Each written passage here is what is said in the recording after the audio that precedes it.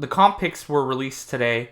At first, they gave the 49ers three thirds. Yeah. And then they reversed it. I don't know how the NFL makes that mistake. Yeah. It's such a big level where they didn't really... They were supposed to get one next year, right? Or something like that? So we're getting 3 ones. Sorry, not 3 ones. 3 threes. We're getting 3 threes for this season, next season, the following, because of Robert Saleh signing with the Jets, and that was 2, and he's a minority because he's I don't know how to say a minority hire. He's a minority hire. Yeah, and they have that in the Mayhew, clause. who was one of the assistant general managers for the 49ers. He went to the Washington football team, so yeah, that's why they're getting 3 thirds. So yeah, and then the Cowboys got the most with 4.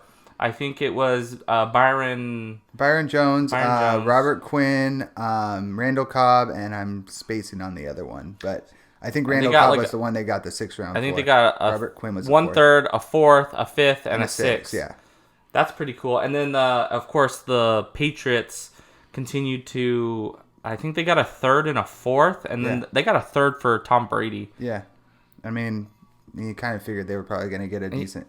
They got a decent. Maybe that's the top they can get. Yeah. So, I mean, the comp picks, I'm curious how the comp picks will look next year.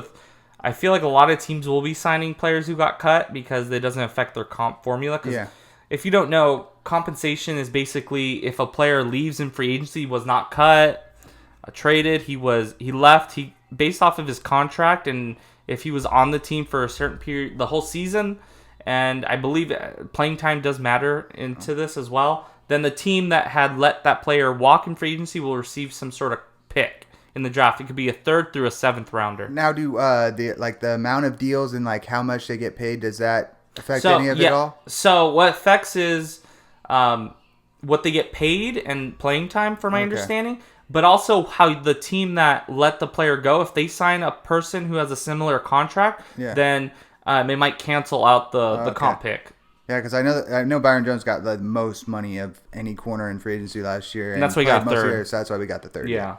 Yep. So I mean, this is some, a little.